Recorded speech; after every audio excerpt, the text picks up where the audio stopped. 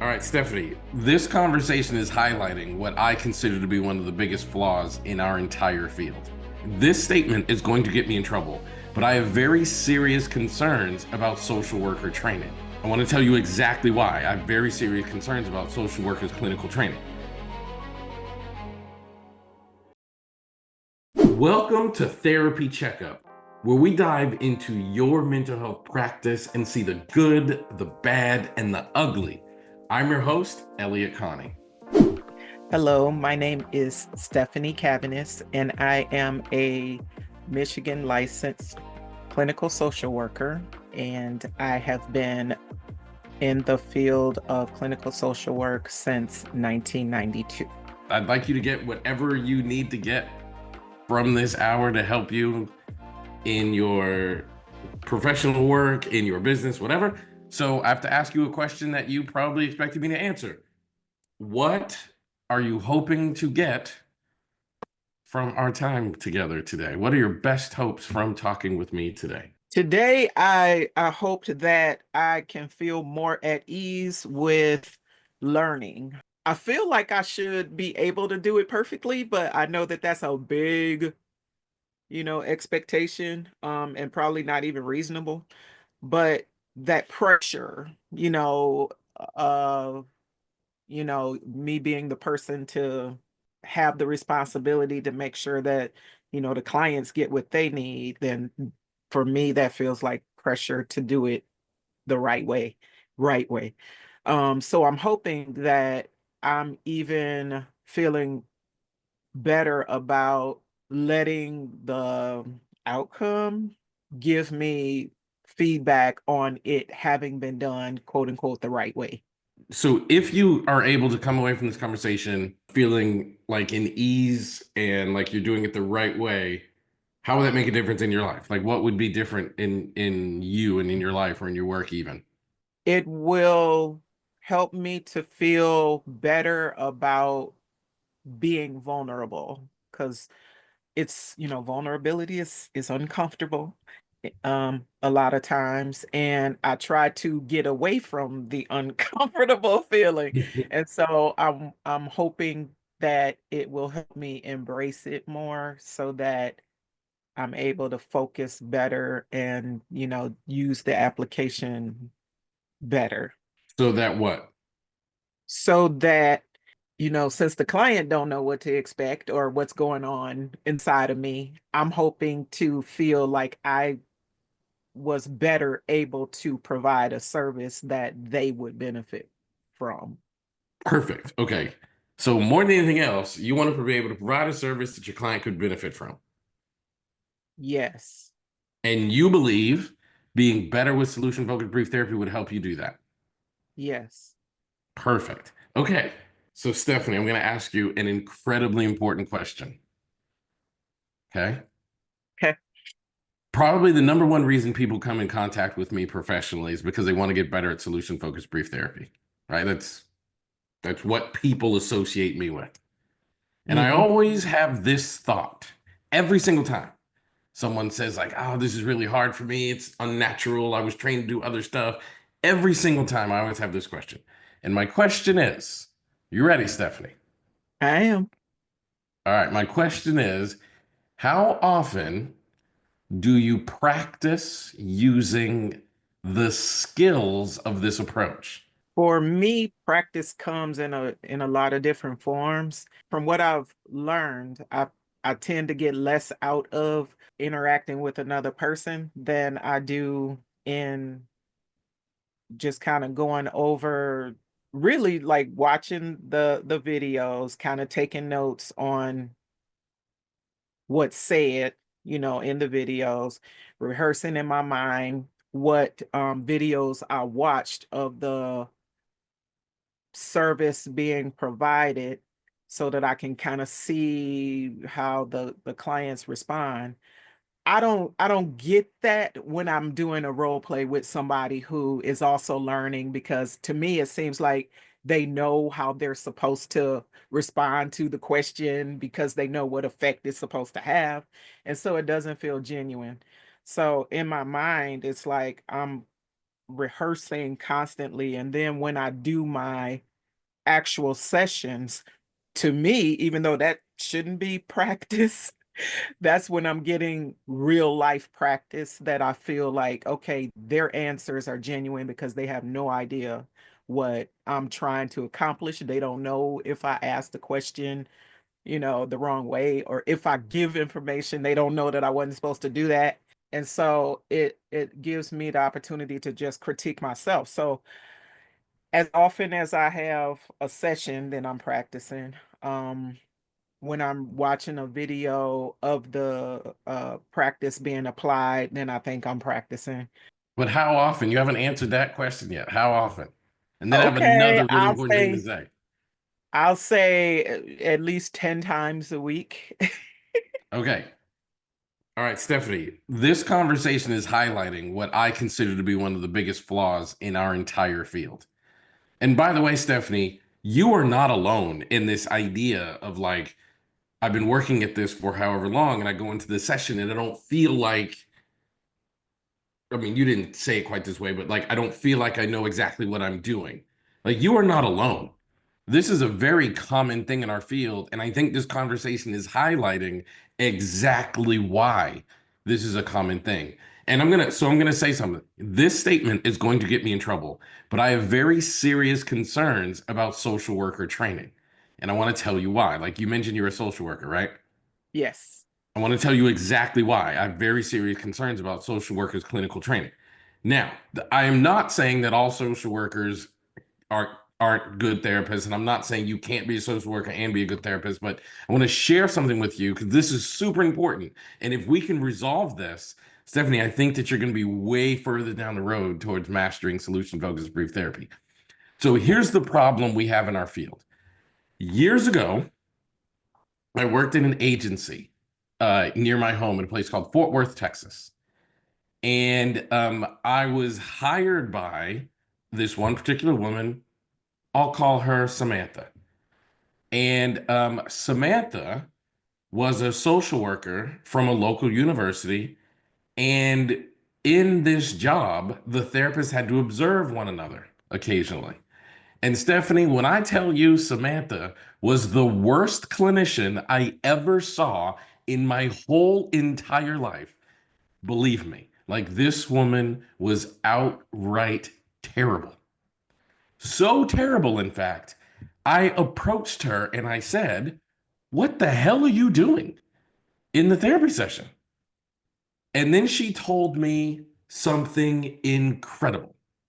Now, my master's degree is in professional counseling. So she told me I went to University of such and such because I wanted to become a social worker to write policy. So in the social work field, you can choose an admin track or a clinical track. Yep. And I chose the admin track because I wanted to be an admin. And I was like, okay, so how did you end up in that therapy room doing that bullshit therapy? And she said, because when I got hired by this agency, they hired me to do administrative work. And I was super excited because that's exactly why I went to school to become a social worker. But when the economy changed, so this is around the 2008, and the economy changed in 2008, we needed more workers to do more billable hours. So since I had a clinical license and a degree in social work, they asked me to see clients because I'm A, licensed to see clients, B, licensed to see clients in a billable way. So they said, and now we need to add clinical work to a part of your job because we need everybody here to drive as much revenue as possible. So here's this person that actively avoided clinical training in school, but ended up with a license and then ended up being incentivized to do clinical work because it was part of her job. So it makes me concerned, really, that there are social workers who can choose not to get clinical training in their graduate studies, but yet end up in clinical roles. Does that make sense? It does. And by the way, again, before every social worker in the world watches this video and tells me I'm the devil incarnate, like I am not saying social workers are bad. What I'm Yeah. saying is And what this conversation is highlighting is Stephanie has made what I consider to be a critical error. And I don't think it's unique to you, Stephanie. I think our field has made a critical error. And that critical error, you said, I asked you a very clear, pointed question. How often do you practice? And I asked it exactly that way on purpose. And you said, well, I don't get as much from the role plays. I don't get as much from those kind of interactions because it doesn't feel real as I do when I'm working with an actual client. So that what that does, Stephanie, is that causes you to do role plays and those kind of interactions less. But Stephanie, that's where you practice the skills. I wouldn't suggest to you that you do role plays so you can practice hearing what your client says, because to your point, if I'm role playing with a colleague, they kind of know what I'm doing and kind of know where I'm going. So it's not real. But I'm not asking you so you can practice hearing the client response. I'm asking you so you can practice saying things. Right? Do you see the difference? Like, I need to do Mhm. role play so I can practice saying the phrase, what are your best hopes from our talking? I need to do role play so I can practice asking about exceptions to the problem. I need to do role play so I can practice the art of coming up with the next question and building a sequence of questions together. But we don't talk about it like that. We literally call our work practice. Like, Elliot, what do you do for a work? Oh, I have a private practice, when it should be called a private work. Or like it should be called like private business. Practice is a whole other thing, right? It's a whole nother ballgame. If I told you, Stephanie, I want you to fly to Dallas. I live just outside of Dallas. I want you to fly to Dallas. And you're like, cool, Elliot, I love Dallas. I'll come visit. I'll come hang out for a while. And then you get your ass on a plane. And as you're boarding the plane, you hear the pilot say, I don't like the simulator. It doesn't feel real. So I haven't used the simulator. It feels more real when I'm actually in a plane. So I'm gonna figure it out while we're in the air. Are you gonna stay on that plane? No, I'll definitely try not to be. Right. I would get off that plane immediately. Like, get me off this plane right now. But that's exactly what we have set up clinicians to do in our field. It's like the simulator role play doesn't feel real. So I'm going to figure it out while I'm actually in the air, i.e., the session. Don't do that. Don't do that. If you want to get good at a skill, you have to spend time practicing that skill away from when the skill is actually necessary. Does Makes that sense. make sense? It sure does. It ain't what And I've no been one doing, in our but it field tells makes us sense. this. What'd you say? I said it ain't what I've been doing, but it does make sense. Well, it's not what you've been doing because it's not what anybody in our field has been doing. No one tells us that this is important. In fact, we do this really goofy thing.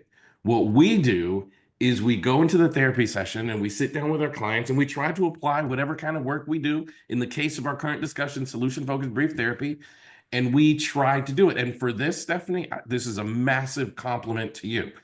Because what happens is we go into the therapy session and we try to do this thing. It doesn't work, and we do one of two things.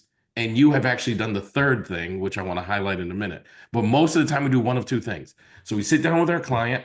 The client tells us, "I have, a drug addiction," and we start trying to do solution-focused therapy, and the client doesn't answer the questions well, and they come back the next week and they're still using. They come back the week after that, the using getting worse, and we say, "Oh, this approach isn't working," right? That's the first thing we say. The therapy approach we're doing isn't working. And we think in our heads, this client needs another approach. The second thing that we do is we blame the client. So it's like, I know I'm perfect. I'm doing what I was trained to do. The client isn't changing. So it must be a bad client. And we call that word resistant. It must be a resistant client. Now, what you have done, Stephanie, is actually much rarer. And I've been doing this for almost 20 years, so I can tell you with full confidence it is much rarer. And the rarer thing that we do that you have done is you have owned it and said, maybe it's something about me. So I got to figure out how to do this better. And the only way to get better is through repetitive practice. That is it. That is the only way to get better is through repetitive practice. There's a guy, I was just watching the video. It's funny we're talking about this. I was just watching a video last night by a former basketball player, a guy by the name of Jason Williams. Now, Jason Williams was known in the 90s and early 2000s for being an excellent ball handler and passer. Like he was known for being like this amazing ball handler and passer. And his most famous pass, he was dribbling down the court and one of his teammates was behind him. His most famous pass, he put the ball behind his back and then he passed it by hitting the ball with his other elbow. So Mm, he I put the have. ball behind his back and then he elbowed the ball to his teammate, right? It's a very famous pass. If anybody knows anything about basketball and you're old enough, you remember this pass, one of the most famous passes in the history of basketball. So there was a video that somebody made, this newer basketball player. He made a video, and I just watched the video yesterday. And he said to Jason Williams, "Will you teach me how you did that?" And Jason Williams said, "I don't know if I can teach it." And he said, "Why not?" And he said, "I've only successfully done it in games twice. I Oh, probably did it 30,000 times in practice and got it wrong."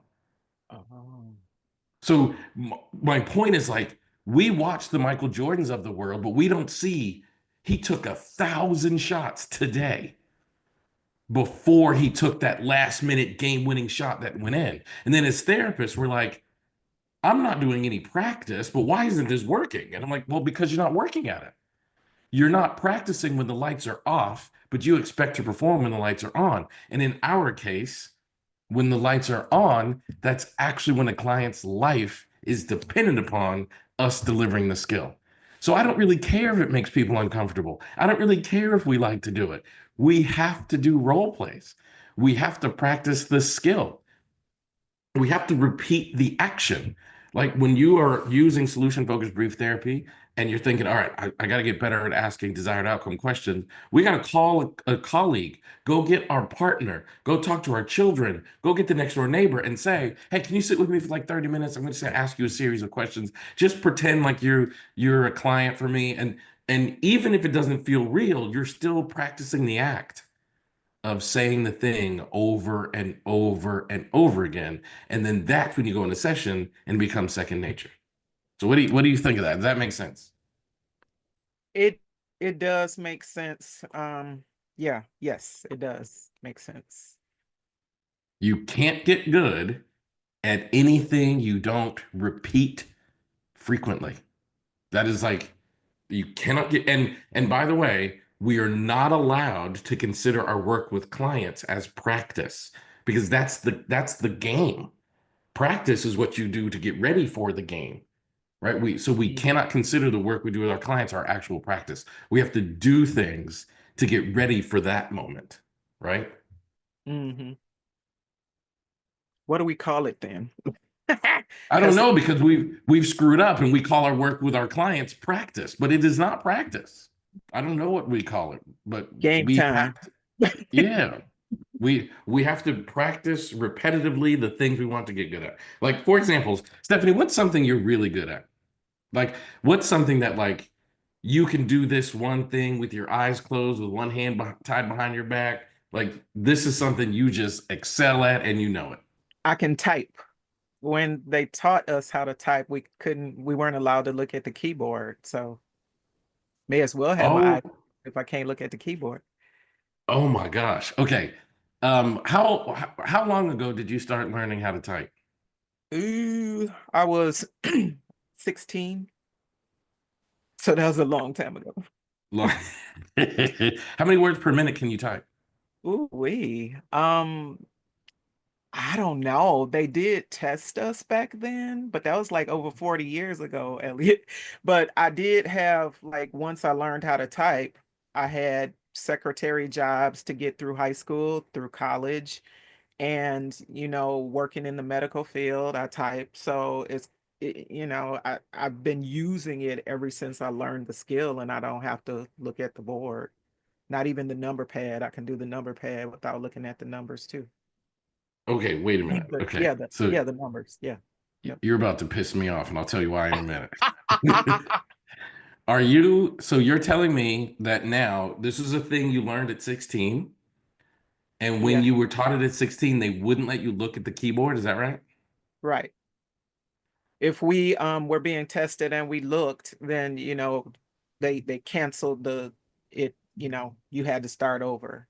And so yeah, we had to, even put like a cover over the keyboard that Hmm. had like the key imprints and place our hands where it was supposed to be and then type. And so we, some people who couldn't look at the numbers, but then, I mean, the keyboard, but then couldn't pass the test, then they were able to use this flap that even if they looked down, they couldn't see, but I didn't really need the flap. I just learned how to do it and I just looked straight ahead.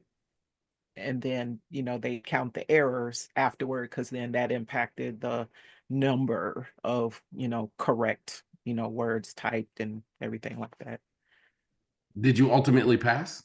Oh, I flying colors. I mean, yeah, I mean that's how I got through high school, summer jobs, and college. I was an administrative secretary, and when I went, Stephanie, you don't yeah. even, this is magical. All right. How much did you have to practice in order to do that?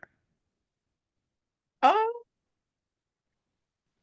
see, and that's the other thing about it is because it was, it was something that I had to do for the class, and so I had practiced. And then in between, it was just something I did because it was like, well, may as well do it. Nothing else to do. But then through having the jobs and then having to write papers and just Right. having to use the skill, I just did it. I didn't really set time aside after a while once I learned But it. right, but take me back to like 16. They just introduced you to this keyboard, and then you get told like something crazy. I don't think I've ever heard this, which is you have to type without looking at it. How much did you have to practice to just do that? Most days of the week, I Right. practiced. Yeah. Okay. And think about this, Stephanie. What you just said is magical. It's perfect. So they tell you to do this ridiculous thing, which is type without looking at a keyboard. You have no idea how to do it, and you had to practice most days of the week until you could pass the test with, to use your words, flying colors. And then you develop this skill to such a high level of aptitude that you use this skill to like get you employment through college. Is that correct? Yes. So if I go back to 16-year-old Stephanie and 16-year-old Stephanie says to me, um, I don't want to type. It doesn't feel like the real thing when I'm just practicing. That would have impacted the rest of your life, wouldn't it? Significantly. In a significant way. This crazy skill. And I said earlier that you're going to piss me off, and I want to tell you why. When I was a freshman in high school, so I'm old enough. I always tell people I was raised in the 1900s, so I'm old enough that I remember when like computers were not in every classroom, in every home, in everybody's pocket with their smartphones, whatever. Um, and I remember like walking past the computer room when I was in high school. It looked like the students in there were having fun. So that was my freshman year. I'd walk by the computer room and see the kids in there doing whatever they were doing on the computer room. And like I wanted to be on the computer. Like we used to associate computers with like it was like a novelty, right? Like this is an amazing thing. I want to be on the computer. So I went to my high school guidance counselor, my sophomore year.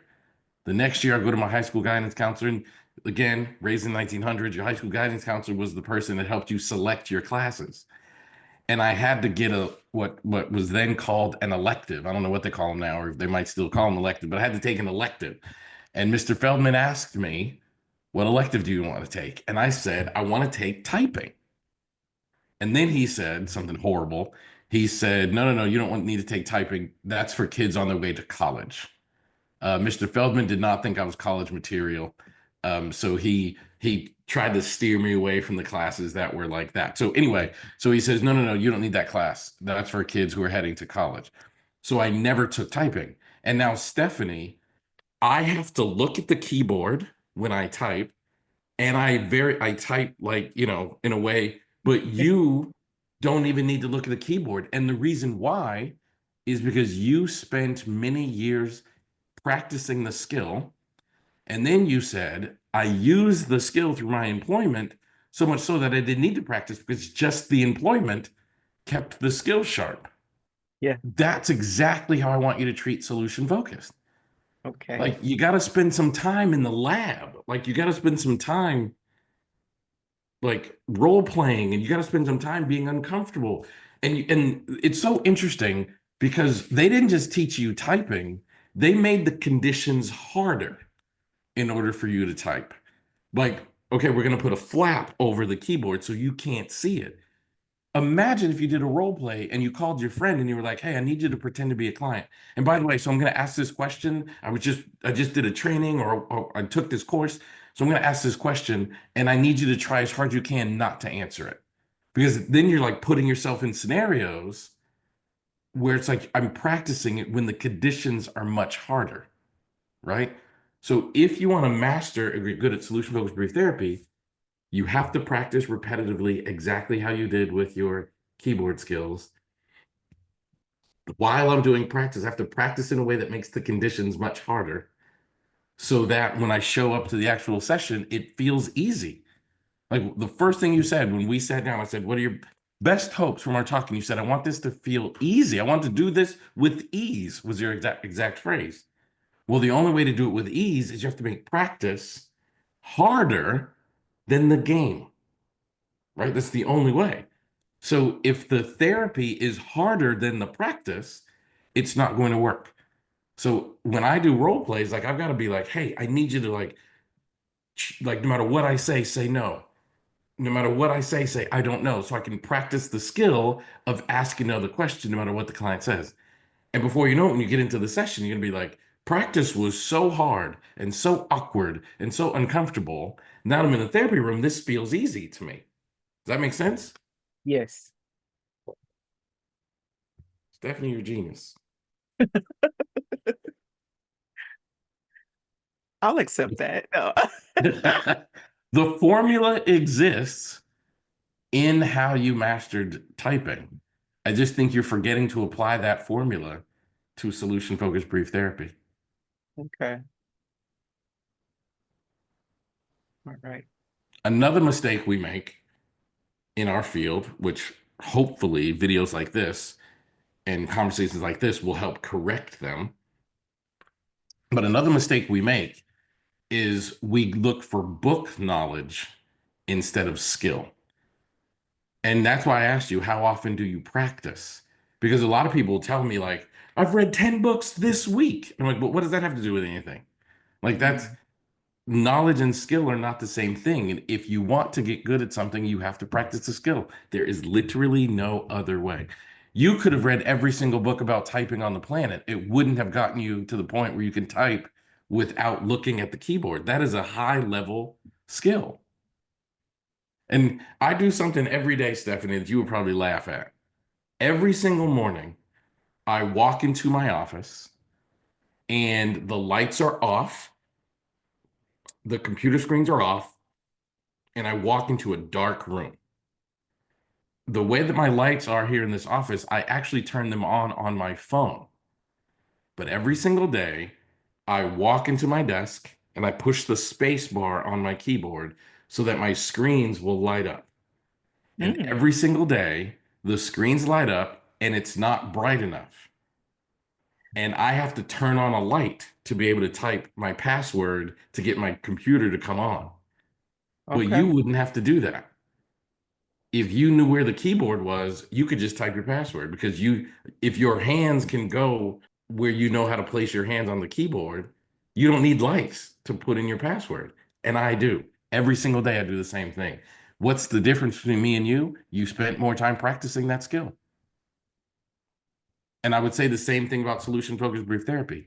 I can walk into any therapy session and I know confidently that I can perform at my best to help service this client. What's this between me and you? I spent more time practicing. Are you ready to go off and practice? Yes. How often and how much? I need to do it every day. I don't know if there is like an amount of time that should also be considered with the every day or the most days a week. But I mean, I guess, the other answer that pops into my head is until, but there you don't reach the end of until. So you need to continue practicing however long is needed that you can set aside in that frame of time that you make a decision to practice. And so, yeah, regularly. Okay, now I I love something that your brain just did.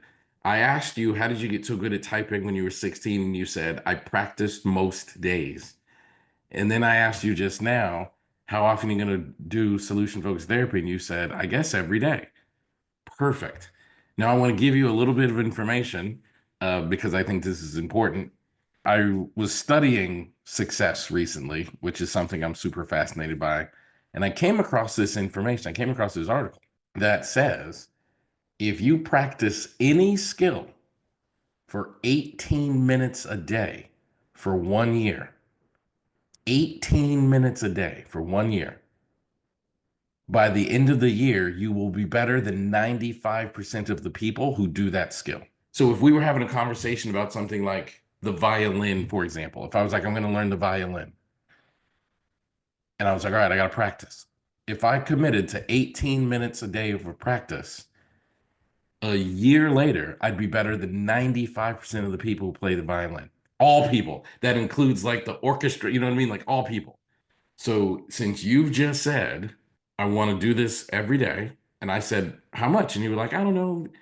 What if you just said 18 minutes a day, I'm going to practice this? What difference would it make to you a year from now to be better than 95% of the people doing solution focused brief therapy? Wow. I would I would feel better about the services that I'm able to provide. And it definitely, if I could say, hey, I feel like I'm really good at this and I'm probably in the 95th percentile of the people who actually do this, so being good at it, that would help me be confident in, okay, whatever you got, throw it at me. I can do this. It would give me that perspective rather than how I am now. And Stephanie, how would it impact you if you were better? And when I say better, I mean if your clients got higher outcomes than 95% of the other therapists in your area. I'd hope I would get more opportunities to serve. Of course you would. Of course you would, because look, in the world of marketing, like that's an important question. In the world of marketing, the most powerful reference is word of mouth referrals, right? This is the most powerful. So if people were coming to you and you were 95% better than every other therapist, all of your clients go out in the community and they're like, holy cow, you got to go see this Stephanie person. Like I got good about at solution focused brief therapy, and I started just like everybody else. It was uncomfortable to ask clients about their best hopes. I had to fight the urge to solve their problem for them and give advice and try to, like, I started with all that stuff. I just got super obsessed. And every single day I read about this approach. I practiced. I would call my friends, like, hey, man, I need you to, sometimes I'll do it over the phone. Like, hey, bro, I need to practice asking you these questions. I would practice with my colleagues. I mean, I was constantly practicing. And I remember when I realized this practice was paying off is I opened my therapy practice in 2008 in a place called Keller, Texas. And I started getting a bunch of couples referred to me, like a bunch of couples. And I realized that it all started with one couple. This one couple fought all of the time. They came and saw me twice and they stopped fighting. This was early in my career. This was all the way back in 2008. And they stopped fighting. One of their friends said to them, "You guys aren't fighting anymore. What happened?" And they said, "We went and saw this therapist. He completely changed everything. We only saw this dude twice." So then that friend calls me, right? That friend calls me, like, "I heard you helped our friend." And then it literally mushroomed. I could literally track my entire therapy practice success almost to like that one client. Now, of course, there were others, but like that, it just like mushroomed, right? And then I helped them, and then I helped one of their friends. I remember this guy came to see me. He had had an affair. He had cheated on his wife, and he came to see me, and he said, "I really need your help." It was him and his wife there. He tells me, "I chose you because you helped someone else that I know, and he never had to feel shame and guilt about having an affair. You just helped them." And that's when I knew, like, oh, so my mastery of what I'm doing is turning into a reputation in the community. And that reputation in the community is turning into referral sources. Stephanie, that's exactly what happens when you become better than 95% of the people in your area who are attempting to do the same job. Okay. You in? Yes, yes, I am. I am in. So it's time to invest in me again. Yeah, man. You couldn't have said it better. Like, it's time to invest my time, my energy, and my effort in me. Woo, game on, huh? Game on. Like, let's not do, like, our field conditions us to think if you have enough knowledge, you can be a good therapist. Our field conditions us, like, no one ever talks to us about practice. They just talk to us about like working with the client. Our field conditions us not to do the very thing that's necessary to get good at anything. Let's do this. All right, I'm in. Awesome. Thanks, Stephanie. If you'd like to participate on Therapy Checkup and receive free coaching for your mental health skills, your clinical practice, or building a business or anything else within this field, then email helen@elliottconnie.com for more information. I want to help you to achieve your biggest goals and your biggest dreams in this field. That's exactly what this show is about. That's exactly what we're here to do. And I would love to have you on the show.